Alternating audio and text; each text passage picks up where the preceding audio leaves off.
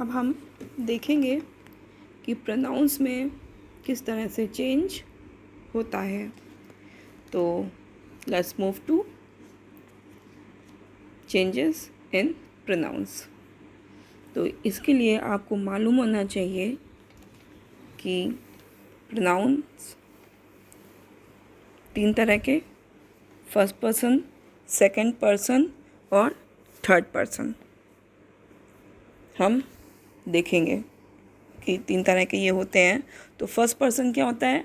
I, second person you और third person ही या दे। तो इस तरह से फर्स्ट, सेकंड और थर्ड पर्सन के जो प्रोनाउंस होते हैं और उनसे जो रिलेटेड वर्ड्स होते हैं वो किस तरह से चेंज किए जाते हैं। तो ध्यान रखने की बात ये है कि जब चेंजेस इन प्रोनाउंस किए जाते हैं तो वो सिर्फ रिपोर्टेड स्पीच के किए जाते हैं। ठीक, रिपोर्टेड स्पीच के प्रोनाउंस चेंज किए जाते हैं। अब रूल नंबर 2, रिपोर्टेड स्पीच के फर्स्ट पर्सन के प्रोनाउंस यानी कि आई, मैं और मुझसे रिलेटेड, तो आई, मी, माई, माइन, वी, आई का plural we, us, our, ours. तो ये जो फर्स्ट पर्सन प्रोनाउंस हैं इसमें चेंज हम करेंगे रिपोर्टिंग वर्ब के सब्जेक्ट के अकॉर्डिंग चेंज करेंगे हम। तो अब फॉर एग्जांपल हम लेते हैं Hari said I have completed my work. Hari said I have completed my work.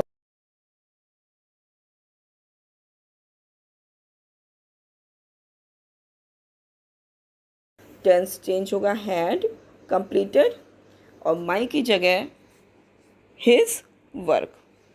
तो इस तरह से जो रिपोर्टेड स्पीच का प्रोनाउन है आई और माई, इनको चेंज करके हम अकॉर्डिंग टू हरी, अकॉर्डिंग टू रिपोर्टिंग वर्ब के सब्जेक्ट के अकॉर्डिंग, जो कि यहाँ पे हरी है, या चूँकि यहाँ पे बॉय है तो उस हिसाब से चेंज होगा। और अगर यही Gita said I have done my work, तो गीता सेड आई की जगह शी हैड डन और माई की जगह पे हर वर्क। नेक्स्ट एक और लेते हैं, you said I am learning my lesson. You said, तो इसमें भी यू सेड दैट, अब यू है यहाँ पे तो उसी तरह से जो आई है वो यू में चेंज होगा कि यू के साथ वर लगता है तो यू वर लर्निंग, माई की जगह पे योर, क्योंकि यू के साथ योर लगता है, तो you were learning your lesson. Next sentence, I said I do not like that book. तो आई सेड दैट, आई क्योंकि मैंने ही कहा तो I said that I did not like that book. अब हम नेक्स्ट आगे बढ़ेंगे रूल नंबर 3 पे। रूल नंबर 3 क्या है? रूल नंबर 3 ये है कि रिपोर्टेड स्पीच के सेकंड पर्सन्स के प्रोनाउंस में रिपोर्टिंग वर्ब के ऑब्जेक्ट के अकॉर्डिंग चेंजेस होते हैं। सेकंड पर्सन क्या होता है? यू। तो Hari said to me you may go home, तो Hari said to me you may go home. तो Hari told me that I might go home, क्योंकि हरी ने मुझसे कहा कि मैं घर जा सकता हूँ, है ना, मुझसे कह रहा है। तो जो ऑब्जेक्ट के अकॉर्डिंग चेंज करेंगे कि आई माइट गो होम। आप इन जो सिचुएशंस हैं आप इनको इमेजिन कीजिए कि कौन किससे कह रहा है। तो कभी भी आपको कन्फ्यूजन नहीं होगा, बहुत ही ईजिली हो जाता है। अब नेक्स्ट है रूल नंबर 4 पे आते हैं हम। अब रूल नंबर जो 4 है उसमें क्या है, रूल नंबर 4 पे आते हैं कि यदि रिपोर्टिंग वर्क के बाद किसी ऑब्जेक्ट का यूज़ नहीं हुआ है, कि कौन किससे कह रहा है, तो जो रिपोर्टिंग वर्क के जो बाद थर्ड पर्सन के प्रोनाउन का प्रयोग करके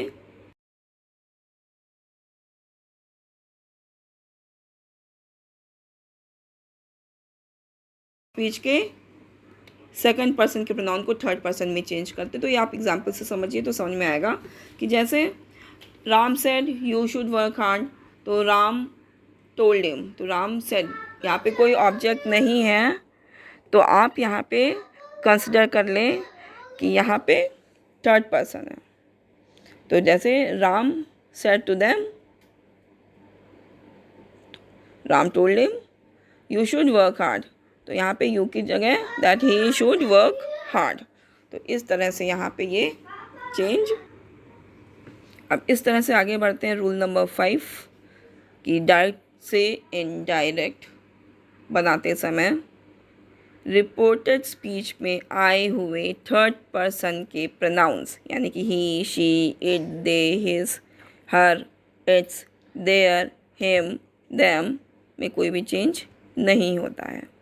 तो ये आपको पहले से भी पता ही होगा कि जैसे father said he is a good player, तो father said that he was a good player. तो इस तरह से थर्ड पर्सन के प्रोनाउंस में कोई भी चेंज नहीं होता है। अब ये टेबल पे आते हैं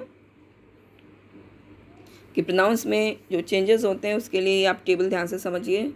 फर्स्ट पर्सन जो सब्जेक्ट्स हैं वो देखिए, आई, वी, आई सिंगुलर होता है, वी प्लूरल, सेकंड पर्सन में यू सिंगुलर और प्लूरल भी यू ही होता है, और third person he, she singular है, इट भी सिंगुलर है और दे जो है प्लूरल है। अब इसका ऑब्जेक्टिव केस क्या होता है, आई का मी, वी का अस, जैसे वी हैव वन, जैसे वी का अस, यू का ऑब्जेक्टिव केस यू ही होगा, जैसे हाँ ऑब्जेक्टिव केस यू ही होगा, और ही का हिम, ऑब्जेक्टिव केस शी का हर, इट का इट और दे का देम।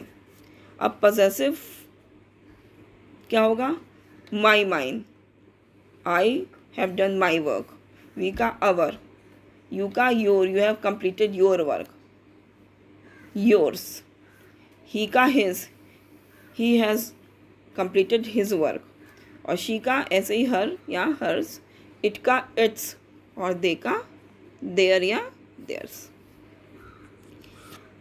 अब आपको एक्सरसाइज 2 करनी है, और नेक्स्ट आइए नेक्स्ट रूल पे, निकटता जो प्रकट करते हैं शब्द उनमें कैसे चेंजेस होते हैं। तो रिपोर्टेड स्पीच में प्रयुक्त जो टाइम होता है, नियरनेस ऑफ टाइम या नियरनेस ऑफ पोजीशन होता है, इसको हम दूरी प्रकट करने वाले शब्दों में चेंज कर देते हैं। जैसे अगो, 2 days अगो तो 2 days before, you can come in तो शी माइट गो इन, इस तरह से तो कम को गो में, हेंस को डेंस में, और हिदर को थिदर में चेंज करते हैं। अब नेक्स्ट देखते हैं, हियर को देयर में, जस्ट को देन में, दे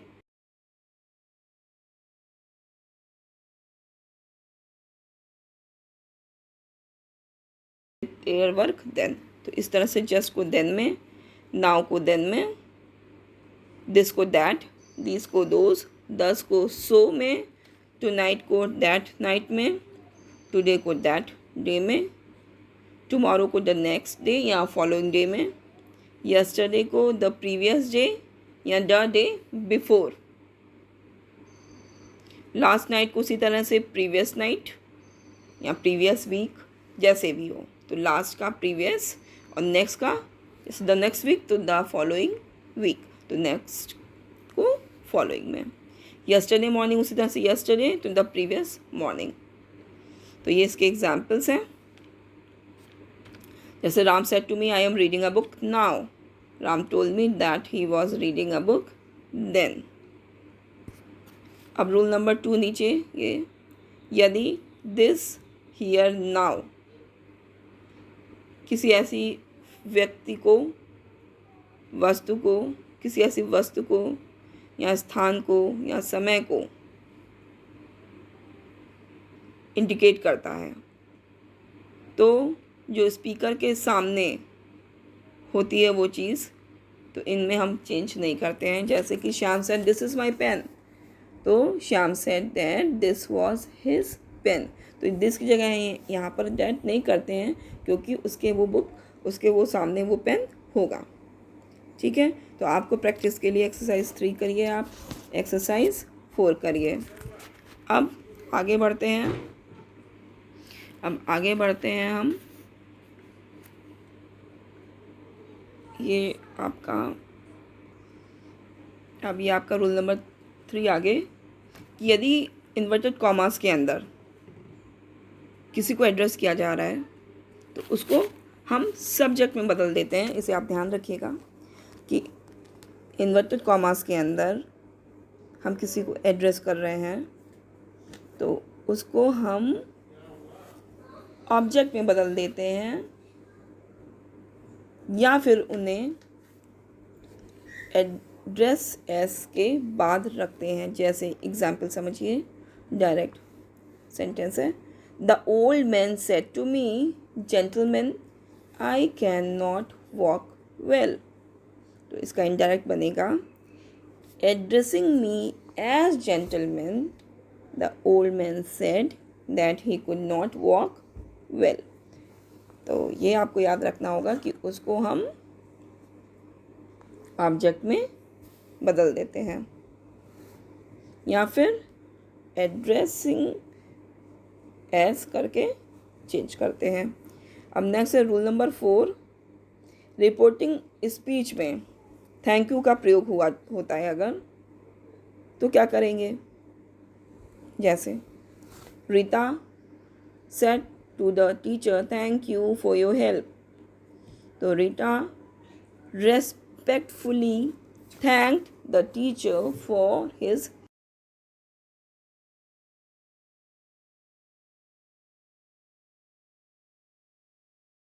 स्पीच में थैंक यू का प्रयोग होने पर इनडायरेक्ट स्पीच में रिपोर्टिंग वर्ब को थैंक में बदल देते हैं।